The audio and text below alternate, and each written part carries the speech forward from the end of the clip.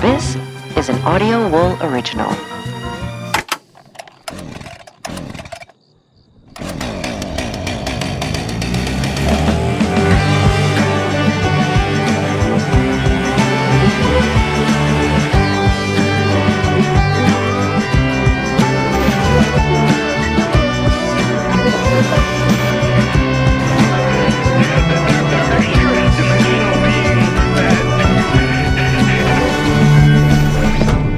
It is Frightday. I'm your host, Byron, and we're broadcasting live from our Oblique compound in the woods of Montana. Oblique? Yeah, Why is it oblique? It's a reference to the intentionally vague and cryptic caller we're going to talk about in a second. Kelly, Oh. the world is sick, and it's seemingly quite contagious. Folks are coming down with Allentown fever.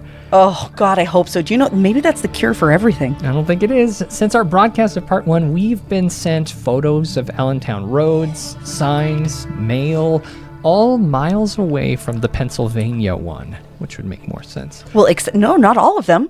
Oh, because of the caller that we had on last episode. Last episode, we got a call from somebody reporting a UFO incident in 1992. Mm-hmm. Yes.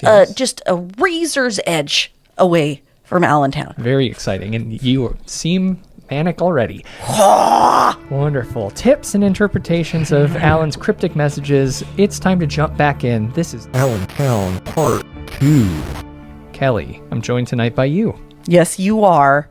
Where's Sam at? Why can't he make it? He's going to Pennsylvania? I don't think so, but he is the host of a new series that we have, Kelly. The host? Well, a host. You fucker. The host? Give him some credit. Visitors, the new interview series that we have. Yeah, all of you like Sam, never mind. People love Sam, and it was great. Know, it's great that annoying. we have, I think, 1 or 2 featuring Sam that have released at this point, but more to come. Really excited to have him. It is fun. Back in the saddle in terms of talking to UFO folks. I also like that some of our interviews are apparently dueling interviews. Yeah, the content kind of butts heads. Yeah. But that just says a lot. It's just Sam and Kelly. Well, I guess that's kind of true. So check that out. If you want to see this, of course, it is a live show, live.frightday.com. Every week we have a phone number, of course. It's this is the number. Call 1-833-374-4489 now. Of course, that's where you can share your encounters with extraterrestrials, horrifying true stories. Give us tips, films that you think we should watch. Kelly's pulled out her stylus on her iPad. I wonder what she's doing over there. Doodling? Working on my map. All right, 1-833-374-4489. That's 1-833-FRIGHT9. Give us a call. We'd appreciate it. But especially if your name is Allen and your last name is Town. That'd be wonderful. Give us a call. Please do. We would love to hear some. Anything. Okay. Anything at all. Kelly, you can email me. On that note, I will give you my personal phone number. But don't offer that up to someone. Do you know that's what John Lear did?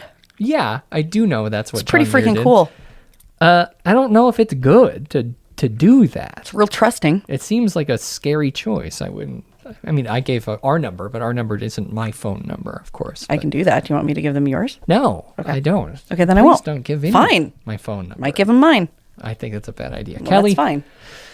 Let's pick up where we left off. Oh, wow. What? Oh, I didn't know if that was something I was supposed to listen to before Okay. Byron, I was thinking to get us going today because what I would like to do is just dig in a little bit deeper, starting with the last bit that we received and also with the images. I was wondering if we could just play the last clip that we received. The last clip in its entirety? Well, I mean, we don't have to. I can also summarize, but I thought it'd be nice for people to hear it again because it's real dense. There are a lot of things there that I'm going to talk about today. Sure, we can do that. But also, maybe for folks who don't know what Allentown is or what the situation is, of course, go back to Allentown Part 1. I think that would be essential. Oh, yeah, don't even try to listen to this until you've listened to Allentown Part 1. But can you be brief about what exactly the situation is? Yeah, so we have been contacted by a whistleblower, and Sam and Byron and I are all on slightly different pages about whether this is an incredibly elaborate work of fiction. I'm Allentown. Or, no, Byron, you're not. I'm Allentown. Byron, you're not. Your skills, you have amazing skills. They aren't these skills. You don't think I'm an incredible writer and a stringer of You're not yarns? this good of a writer. All right, well, okay. You're not this good of a writer. Fair, I guess. I'm not this good of a writer, I'll tell you that fucking much. Sure. It's some of the coolest writing ever. I don't even understand how, because obviously it's an AI voice that we're getting this from. I think so, yeah. But it is unlike any other AI voice I've ever heard. I'll tell you what. It seems rudimentary almost. I would be much friendlier with AI if it sounded like Allentown. That's the dumbest reason to care about that. You want to be tricked by the calming tones instead of like the actual like. Well, that's what they're trying to do now, and I'm like, somebody listen to me, capture this guy's voice. Right, well. But somebody has. It's pretty advanced. It's pretty interesting. But the pictures, that's where we left off last time, because it was the third message we had received, and it included images. And these images, Byron and I had a lot of speculations about what they could be. Mm-hmm. Yeah. Well, it turns out we were maybe a little bit right, but we weren't that right, because it all has to do with a patent for an electromagnetic thruster. Okay? All of it does? Yep. All of these them pictures do, huh. come from a patent, and we will, of course, have the link to that patent in the show notes of this episode at Frightday.com. Sure, yeah. And it includes these pictures plus a number of additional pictures. Wow. Yeah, what's crazy about this, though, is if you fall down, as I, of course, did, I'm going to give you just a quick summary of what the abstract for this patent is, and then I'm going to try and tell you as much as I can understand about what has happened to it since it was filed in 2012. Sure. Systems and methods for electromagnetic thrusting are disclosed. An electromagnetic thrusting system includes an axially asymmetric resonant cavity, including a conductive inner surface, the resonant cavity adapted to support a standing electromagnetic wave therein, the standing EM wave having an oscillating electric field vector defining a z-axis of the resonant cavity. The resonant cavity lacks second axis axial symmetry. The standing EM wave induces a net unidirectional force on the resonant cavity. My very weak understanding of this is it is something like creating anti-gravity force using it as a thrust mechanism for a flying device. That's what she said. Isn't that... Well, doesn't make any sense. That's what he said, Bob Lazar. Oh, it is what he said? Yeah, because it's similar to the electromagnetic elements that he was discussing with his, I guess, reverse engineering of it. Correct. Yeah. Correct. So. And it does certainly align with some of the things that we've read about UFOs. It also was filed by an inventor named Guido P. Fetta. That sounds a little racist. It does, but this is his name or a pseudonym. A pseudonym. Yeah. Okay. And the sponsoring agency that it was connected with, or at least that bought the rights to it, okay, was Cannae LLC. CANNAE. Now, hopefully somebody out there is making a string board other than me. Because don't ask them. But if they do want the materials to make a string board, they can go to shop.frightday.com and pick one up. Okay, so it's very cheap. Yeah, they basically are a pass-through entity, independent asset manager. So clearly, we've got some layers built in here so that the people who actually filed this patent that it was assigned to are behind a few levels and not immediately recognized. That said, this whole thing, this idea, it was abandoned. So the patent on this was abandoned. What year was it submitted? It was submitted in 2012. Okay. It was abandoned around 2014. It appears that there was an updated version of it filed. And it has been tested, and there is much controversy because if you look at electromagnetic thruster test, okay, this is something that is, I mean, truly since 2012 and ongoing, has been a very important piece of space travel technology. Sure. I mean, I guarantee you that the freaking Nazi who shall not be named is working on this with his companies. And Jeff Bezos? I mean, no, I don't think he's too busy like trying to find a place in Venice where he's not going to get shot and get married. That's true. Yeah. The other one's trying to find ketamine. The other one is trying to find ketamine. All right. Okay. All right. He forgot where he hid it. Byron, lest you think that I'm full of shit, there's a page on NASA's website talking about a testing of this exact technology. With NASA missions, launch dates are critical. In this case, NASA is trying to expedite the process, blah, blah, blah, blah, blah. High-power electric propulsion is critical for future crewed transportation systems that will be key in helping NASA explore more of deep space beyond the moon. Okay. I mean, they're just recognizing that it is required to have these types of changes for space travel moving forward. So there is a picture of a testing of the advanced electric propulsion system that was essentially they were using it for qualification testing to see if this actually was going to be ready for them to use. Is this called True Blue? Is that right? Yep. All right. I just want to make sure that if we're talking about it, I have it up on the window over here. Now, I don't know if this is in the exact I mean, clearly it's not in the exact form because this patent has been abandoned, but there are a lot of people working on this issue. There are YouTube videos dating back to 2016, the Aerospace Corporation testing electric propulsion for spacecraft. There's a video from MIT. MIT's electric thruster can allow us to explore deep space. Mm-hmm. So this is, first of all, the pictures are real. They're from a real thing. Second of all, they're from a thing that's very complicated and that I am still really trying to understand. There is much hullabaloo in the engineering field about whether this is feasible or not feasible. The engineers and smart physics educated folk that I have sent this to, I've gotten a varying level of rudeness in response, but it has always been... What does that mean? They're being rude to you? Well... Dismissive, maybe? Let me say this. Nope. EM is not anti-grav, though it would certainly seem that way if you were physics ignorant. Okay, well... Okay, so that's... From one of these. Yeah, that's one that I got. Okay. Another one was much kinder because he is not a jerk. You gonna share it? Yes, I am. Sorry, I had it pulled and then I clicked the button. And then you got scared and got quiet. It's a closed system, so it's not expelling anything and breaks conservation of momentum. I don't see how electron-positron virtual pairs could account for thrust in a closed system for the quantum vacuum part. Not ruling that out.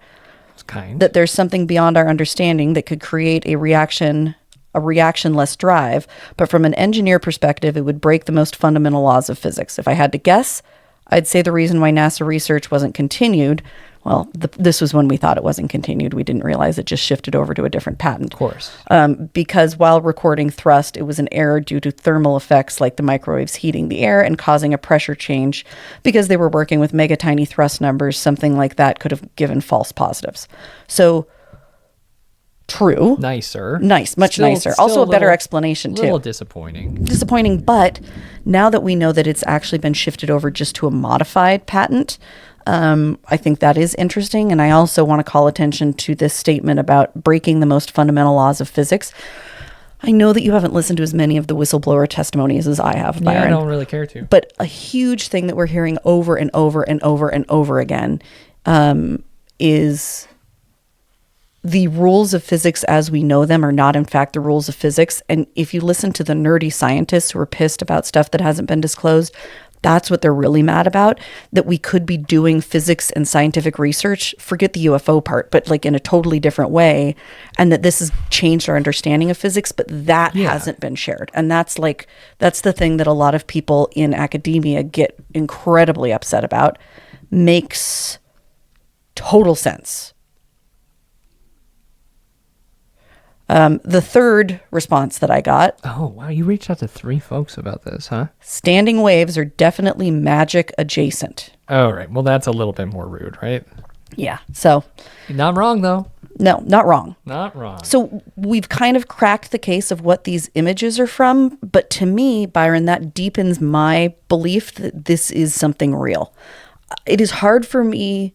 To me, it is like if I go to the Occam's razor thing, for there to be so much completely accurate, obscure history and technology tied to the Allentown story, it seems more likely that it's true than it is that somebody went to such extreme lengths to construct it, because the work that had to be done. The web that's been spun. And I know it's intense. You did mention that you wanted to re-listen to the third episode. Third clip. Episode? Come on now. These are communications we're receiving. The third received communique. Okay, you want to re-listen to that now, because I was able to pull it up. Thank you so much.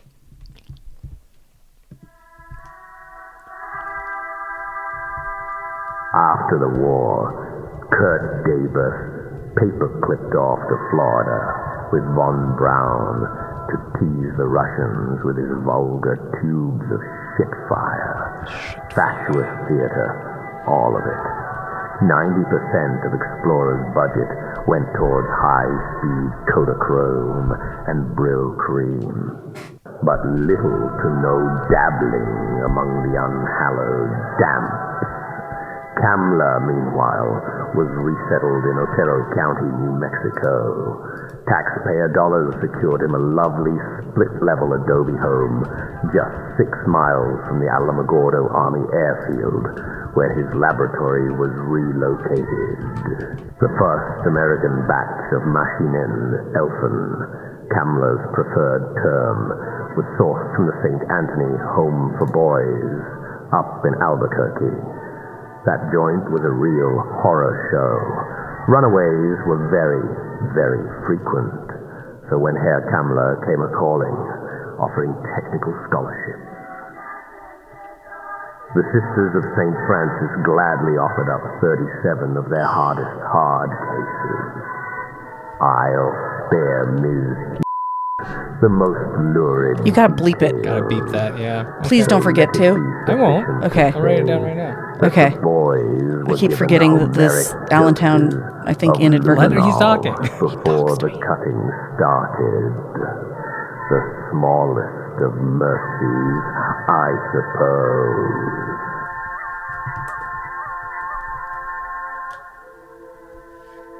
Okay. So would you like to talk about how much effort I've put into trying to find split-level Adobe homes near Alamogordo Airfield that were built in the 1940s? You have lost your mind. Some might say that. Others might say I am just on the verge, Byron, of finding it. I don't think that most people would agree. Well, yeah, luckily. However. Luckily. One of the things you assigned me to do was figure out what the hell that music is in the background. Yes, please. Would you like when you return to that, or Spill talk about the it beans. now? You want Spill the beans. So, I mean, my job was to actually look into the background of all of the clips, the noises, because there's stuff in the background of all of them. There is. The audio in the first one, the song isn't a real song. It's like probably stock music from something. I was unable to identify it. And in part 2, there's actually something in the background that we'll return to in a minute. But since we just played clip 3 again, call 3, I was able to identify the music playing prominently in the background of this. It is not the loading screen for the video game Halo, as I may have jokingly suggested. After you said that was all I could think of. Because it really did sound like that. It sounds pretty close, and that's how Kelly and I actually met, was when Kelly was killing me in Halo, and then everyone called me the F-slur in the basement that we were staying in. Not me. I never said that. I never said that word. Well, I'm proud of you. Thanks for not doing that. I mean, I was totally fine with you being mocked, but I didn't They kept saying, this guy got killed by a girl, which is kind of also offensive. And then, yeah, but. That's how I got married, too. You know that? Huh? Yeah. Wait, what do you mean? Street Fighter 2. They said this guy got married to a girl? No, I used to like go and beat Sam at Street Fighter 2. What was your main character? Oh, fuck if I know. I just mashed buttons. I was never actually good. You guys were just really bad. Kavel Sviri is the name of the song. Okay. The version that's being played is sung by a Bulgarian state television female choir, and they have a specific name. What is it? Oh my gosh. I want to give them the true credit that they deserve.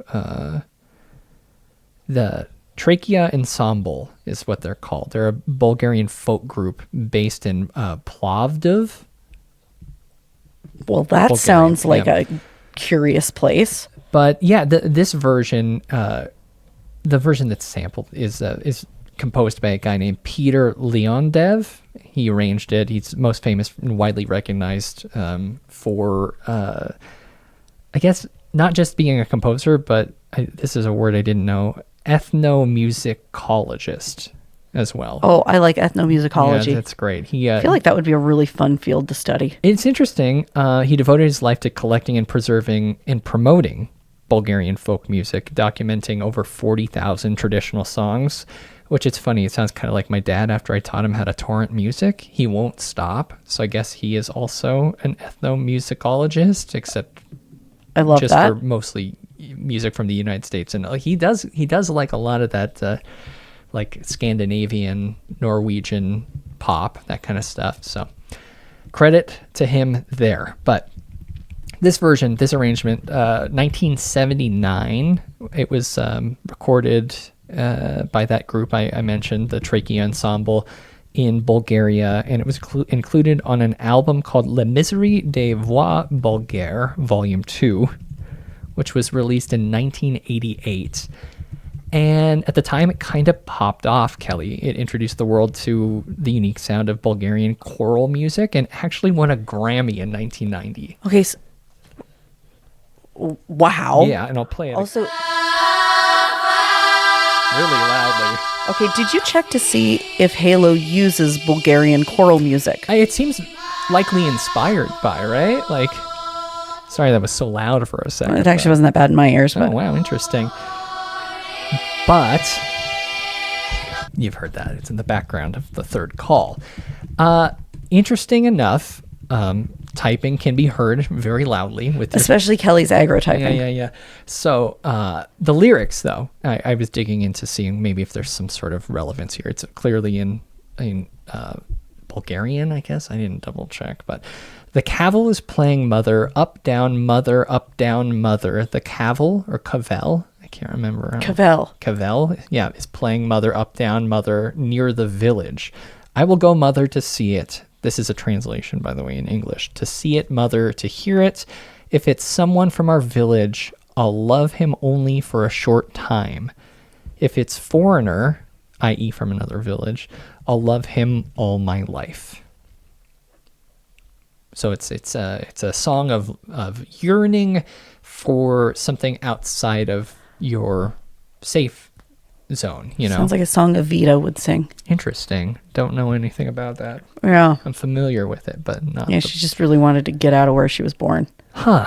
Well, this isn't. I don't know if that is directly related to anything from your research, or if that brings anything up. I mean, it doesn't necessarily. Okay. Well, I dug in a little bit deeper because I thought there has to be some sort of connection to maybe conspiracy theory, maybe sort of like hidden knowledge of some type here, because it is frequently used as a sample in other music, starting way back in 1994 up through today. And I actually have samples from a handful. Oh my gosh. What? Byron, you went hard. I appreciate it. Well, I couldn't find anything else. First, I gotta say, it was referenced in the music from the TV show Xena Warrior Princess, actually. Okay, so I do know what that is. Lucy Lawless, was that her? Yeah. So, not directly and not lyrically, but you can hear it. Warlords and kings, a cried out for a hero. Something like that. Not direct, but inspired by. This is really interesting, though. And this is going to be a little bit long, but I think you actually are going to enjoy it, Kelly. So this is from Union Jack in 1990. 2 Full Moons and a Trout is the name of the song.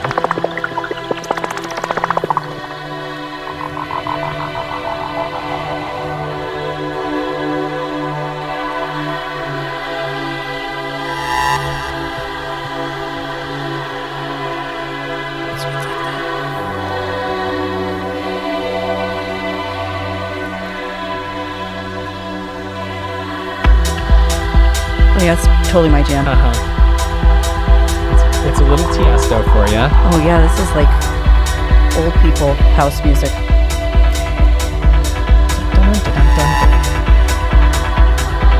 Okay, throwing that bun around. You can see that at youtube.com/Frightday. And then 2 years later, a group named Jinx, or a person named Jinx, released a song called After the Fallout. One of the Bond girls was named Jinx. Oh, Halle Berry. interesting. Fallout, like after nuclear war. Yeah, maybe. That's apropos.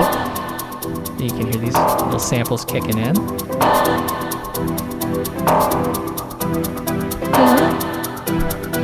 That was me. It was good. Could barely tell the difference, Byron. You know, Byron? Yeah. You know how much I'd love to discover that you, in your spare time, secretly stay up all night making this kind of music? Wouldn't that be fun to figure it out? You'd actually do electronic music production. I'm Marshmallow. You do like Marshmallow a lot. Nah, I used to. I like the demos. Now you're anti? You flipped on him? Stahlhammer with Stalingrad. Does that? Oh, it does kind of sound. So this is a year later, 1997, also sampled. You can see there's got to be something tying down the draw to this. It's not just because it won a Grammy in 1990. There's no way. There's something magnetic about it. There's something that people really like. I mean, it's haunting. There's something about it. It's very powerful. Very I'm going to ask you a question. Folky. Well, ask me in a few minutes, okay? Okay. And then big gap.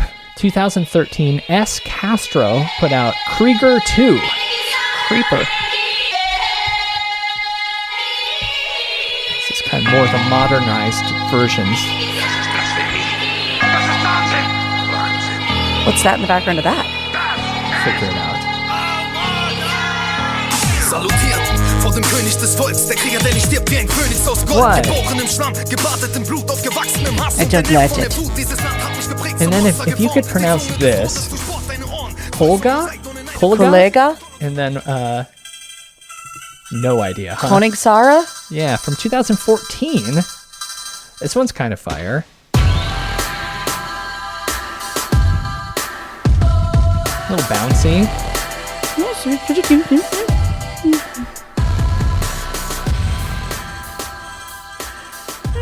All right, then we got Stan Kolov and Aaron Struss. Actually, yeah, this is Anomalous. Interesting. Fun little break in the show, isn't it? Little music. I mean, I'm going to start dancing. I hope not.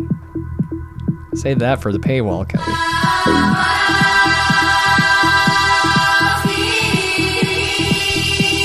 I might need a glass of wine first.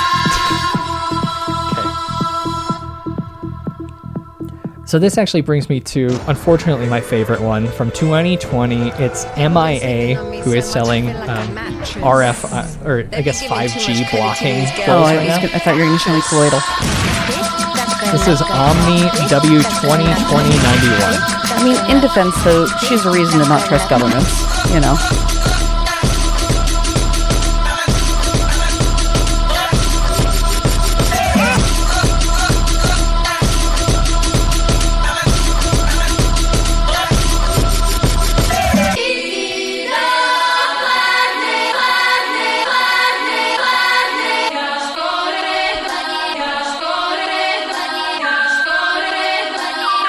She's pretty good.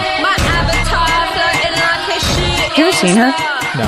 She's real good live, too.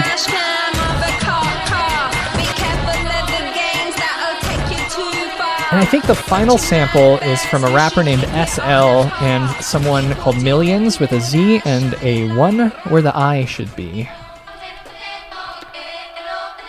These are the people that are too cool for us. 2021, and that's not true. Yeah, look, let's go. About time I move off. I was on the strip trying to rake it. Get home yard and I watch some boondocks. Pretty one says she wanna come crib. Blindfold thing till she takes her shoes off. Sweetest thing. Blow my stick. Oh, it is British. Yeah. For a second I thought it was British, and then I was like, nope, that's definitely not English. That's a foreign language. No, and then I came full around. And I was like, oh no, it is British. Yeah, so I mean, mostly European influenced song. I was unable to find anything that ties the meaning of the song to any of these artists. There's no strings attached at all, and I have failed, Kelly, I guess. Well, I don't know. I feel like the overarching theme, though, is that there's something magnetic about this music. And you think that's why Allentown uses the background of 3, not just to be kind of like spooky and weird? Could be all sorts of things. Very, very interesting. Yeah, well, thank you. Appreciate it. I guess the only other thing that I have to add is that we heard in the background of the second call from Allentown something that could be identified as Morse code, possibly. Yes. Don't know. That's been trickier to isolate, right? It has been. I've been using online programs to try to one, isolate the frequencies and separate them from his voice. He's talking over them most of the time. That's been a struggle. I've been like EQing the hell out of it, trying to figure out what frequencies are exactly what the Morse code is. And I guess I pulled some of those. You can hear it. Very resource intensive. Thus, Kurt had been to the glorious purpose of developing a method of propulsion that might loose their fretful missiles with little more than lanthanum plates. And unfortunately, I was unable to use online software I don't know Morse code, and it's going pretty fast. I don't know if I would be able to really do it on my own, but I tried to use programs to decipher that and was unable, and we have another clip of it. If anyone actually knows someone who could do this, or you can do it. We could have a total Morse whiz out there. Yeah, that would be wonderful. I'm going to play the second one, and if you know what's going on, email us, contact@frightday.com. Anyway, he succeeded, only succeeded after a fashion, as his team was able to levitate a molybdenum steel pipe, literally jerry-rigged the Howlback-style array, some 3 meters in the air.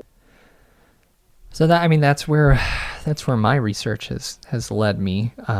Bit of a standstill on both fronts, but hopefully that adds something to your investigation, Kelly. Well, it adds a lot, and I also think that we are going to get something from our listeners today, because there are people who are smarter than us that listen to us. Well, we're generally smart, but we got a lot of things going on. But if you want to dial in, I mean, I'm going to go and I'm going to straight up say that I really like the idea of Morse code, and I really like electromagnetics and physics and plasma physics.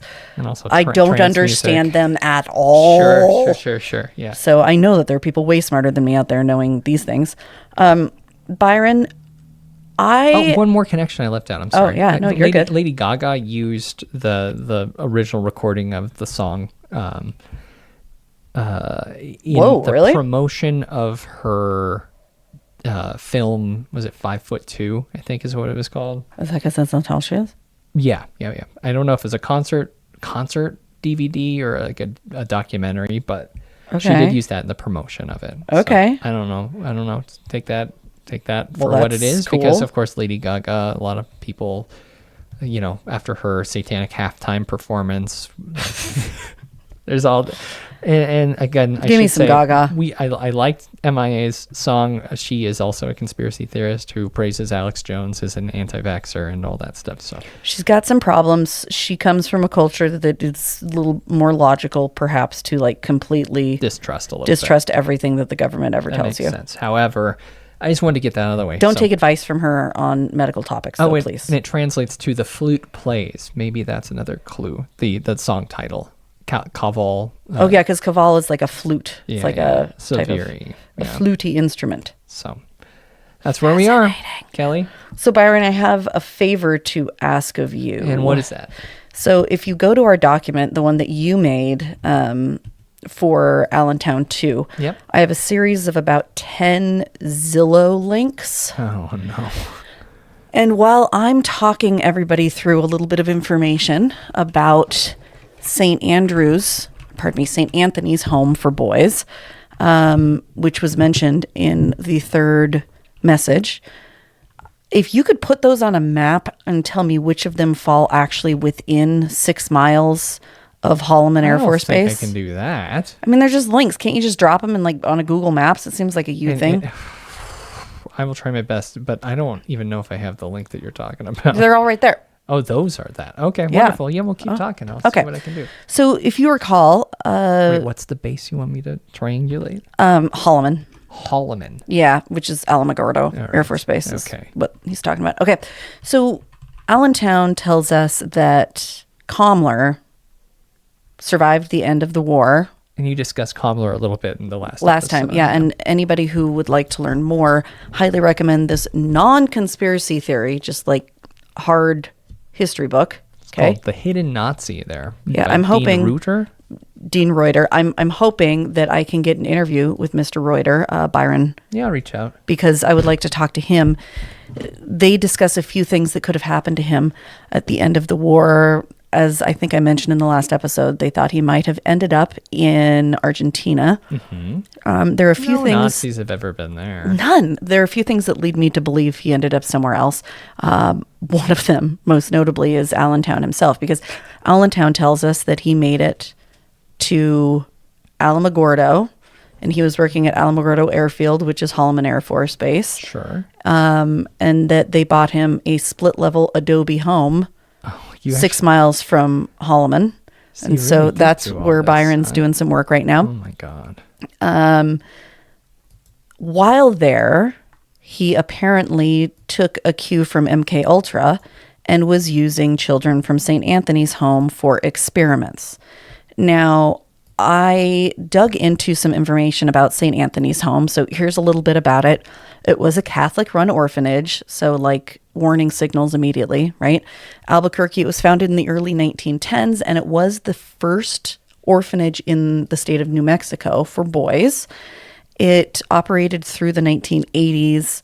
There were about 6,000 children that lived there over the years.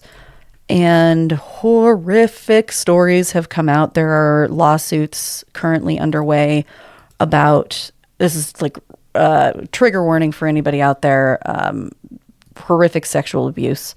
Oof. Yeah, so the boys sometimes were runaways and they would end up there. Sometimes the parents died or parents didn't want to take care of them anymore or couldn't take care of them anymore and they ended up there.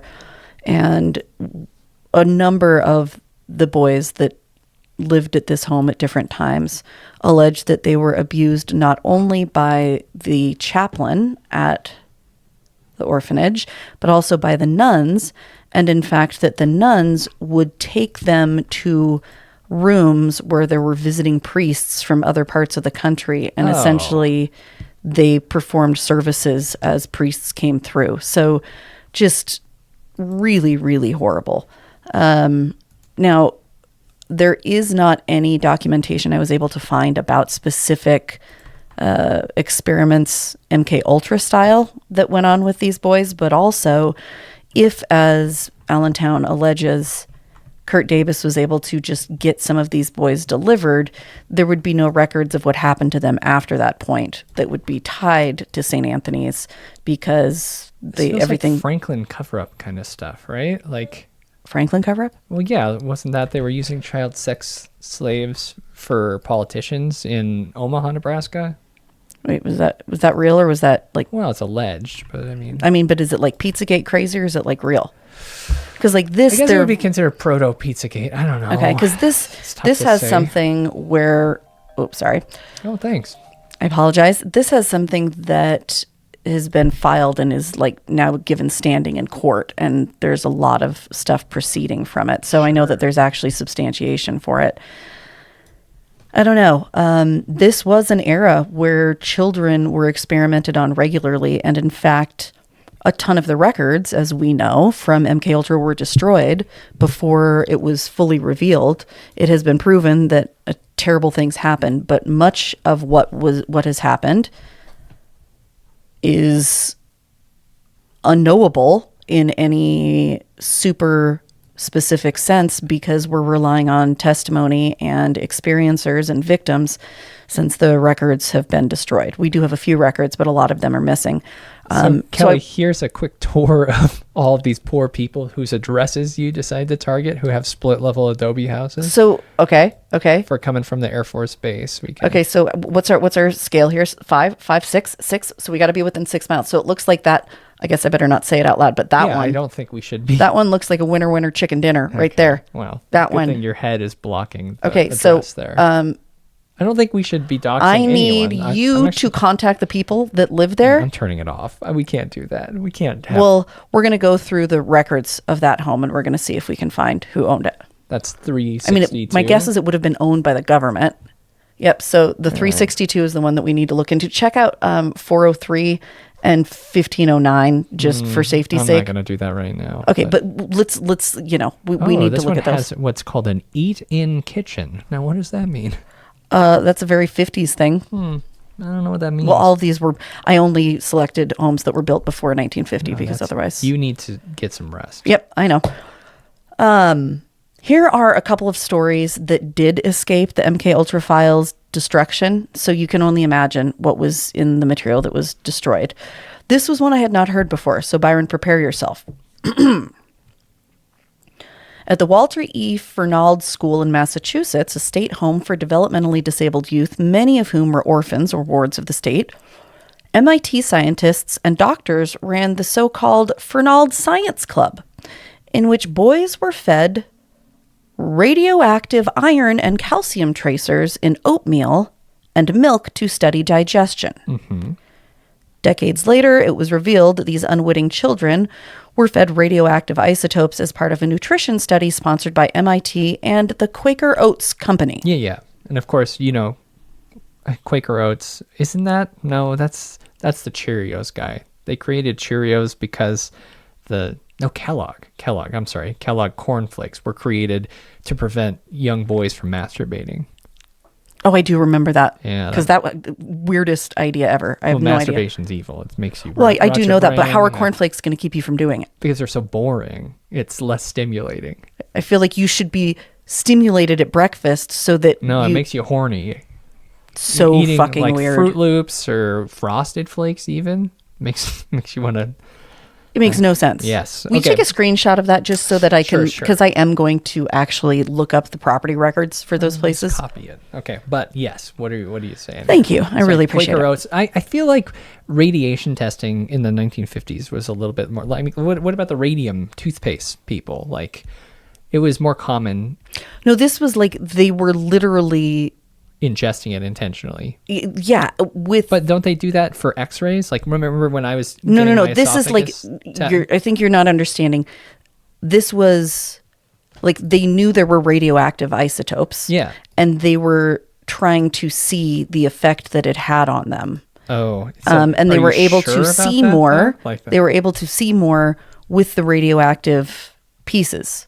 You're able to see more because of X-ray technology and stuff like that. Yes, like literally. Which is what I was saying, though. That's in the beverage that I drank to see my digestion and my... You're talking about the contrast. Yeah. Is that the same kind of stuff? Yeah, no. No, it's not radioactive isotopes. No, but it isn't anymore, but it was back then. Well, and they knew at this point that they were wildly dangerous. I mean, they were protecting people from radiation because they knew it was scary. People were wearing lead vests for...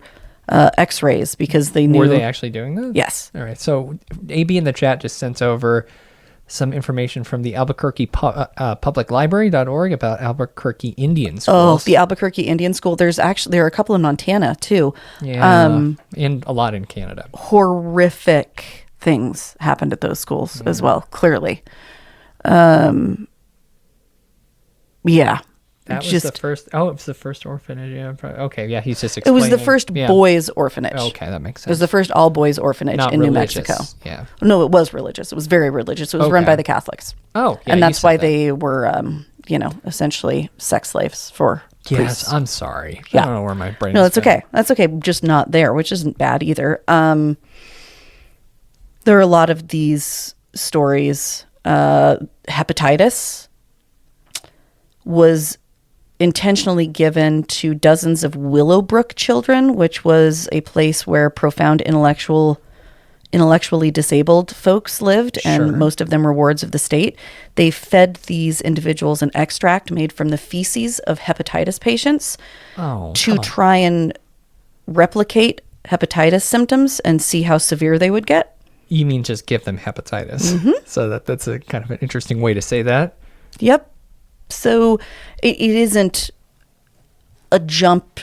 Like if Kammler, it may be a jump to assume that Kammler was in Alamogordo. Yeah. It's not a jump to say that Kammler was able to get children to experiment on, because that was a thing.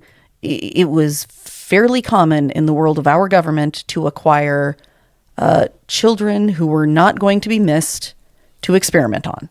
And that is a horrific reality that I think may be scarier than anything else we're learning from Allentown. But that was very troubling. The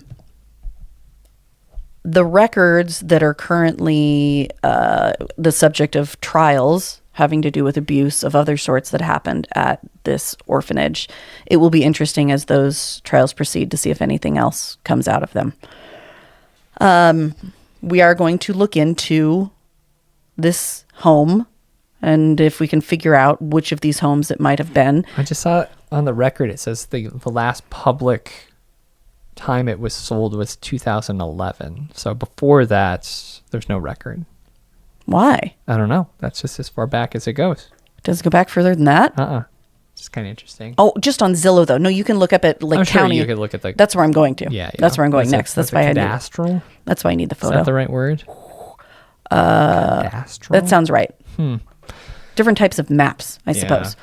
Okay, so because I've been really interested in this, and because we haven't heard anything from Allentown in a while, I've really dug into Kammler, because clearly he is now, at first I was like, okay, this is going to be about Davis. Then I realized that while, he was the entire head of NASA, we left his thread and moved over to Kammler, who, as I believe I mentioned last time, was known by many other Nazis as the most evil Nazi.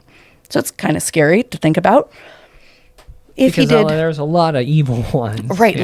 You could do like a top 10 list of them. Yeah, and if you're saying that this guy sticks out among Nazis, there's him and then Adolf below him. He apparently was very, very much a Nazi before Hitler took on these ideologies. Sure. Even okay. he followed Hitler, but he was more about the ideology than he was about anything. He's the Stephen Miller to Trump. Yes. It is. Yeah, I think that works. It's very scary because and the end of Hitler would not have meant the end of what he saw as this mission. And if we did bring him over to help with rocket science and various technological developments, as we did so many other Nazis that we then hero worshipped, this guy could have been the one that was just a bridge too far to let anybody know he was here. And the fact that we brought so many over that we know about, everything that we know about that the government does, I feel like there have to be some things along those same lines that fall under the radar. So again, it's not hard for me to believe this. There were also different organizations, after the end of World War II, who were trying to hunt down the worst war criminals and trying to find them to bring them to justice. And Kammler was on those lists for decades, where people were still actively looking for him. Like that's what they were doing in Argentina with a couple of the other ones that they caught. Yes, right? Yes. And also, you should read some of the new stuff about decent research and facts pointing to Hitler probably surviving into his 60s in South America. Come on now. I know. I used to think that was insane too, but now that I've read... I mean, we did Nazis on the moon, I thought, right? For Moon June? Yeah, we probably have, and I'm not sure that part is real. Oh, what? But... I think he was in the bunker. I don't think he was in the bunker. In fact, now they've actually proven he wasn't. That's not true. Okay, we will get into that next time, but they have. Which is, I said the same thing, Byron. That was my response too. Kammler, one of his specialties in Germany, in addition to building the least humane camps that you could possibly build, he specialized in underground facilities. Oh, no, dumbs? He was the king of dumbs. He's a dum-dum. And Byron, if you look at the years that we began construction of the known underground military bases in this country, it would have been exactly when Kammler came over. Really? I mean, and could be plenty of reasons for that, but that no. Correlation does not mean causation. Absolutely. Yeah. But I do think, I'm sorry, that is my husband interrupting my episode. I apologize, everybody. I hate that guy. Everyone was talking about how nice it is to have Sam back. Yeah. Well, in your life after the estrangement. Yeah, I mean, we've been separated for a long time. 3-4 years. Trying to... He crawls back. Yeah. Well, he's upset because there's glitter all over his truck right now. Oh, well, that's your child's fault. Yeah, it's not my fault. It's not my fault. Okay, I mean, whatever. I did tell her explicitly she could use it. But as much as she wants, you said. I didn't say that, but I'm sure she took it that way. It was implied. I didn't say she had a limit, then she... Kammler, I believe, may have had something significant to do with that. And there is also a great deal of work being done right now on the Magenta crash in 1933. You want to tell me a little bit about that? Well, when Grush first came out and started telling his story, one of the cases that he had come into contact with a lot of research and documentation about in his position within the government was a crash that happened outside of Milan, Italy, a town called Magenta, Italy. This one. And it happened in 1933. And that was a huge surprise to everybody because everybody went like, wait, it didn't start with Roswell? Yeah, it was Roswell. It was 33? Had to be Roswell. Wow. Yeah. Byron, I am now like 1 foot in the door of being a Redditor. Oh, no. Which I know. It's better than hanging out on Biblioteca Pleiades as much I love that place. Well, I think it's a bad place. I don't do message boards, but I found these incredible people doing really deep research about Magenta 33 because there are such amazing connections. It's a little bit like the octopus murders, Byron. Sure. In terms of we need to reconnect with those fellas. Well, and in fact, I want to ask them about this. So, ironically, one of the gentlemen that's involved in this heavy research, I reached out to. Huh. And we had like a 3-hour-long conversation about... You didn't want to record it and use it as content on the show? He's coming on the show to talk about his project. Okay. Yeah. Okay. And in fact, I'm hoping that I will get to have dinner with his father, who was in the military for 20 some years and then at Lockheed for 15 years and worked on some adjacent things. So there is much discussion if you want to go on Reddit and read about the Magenta 33 crash and these gentlemen that are doing this research.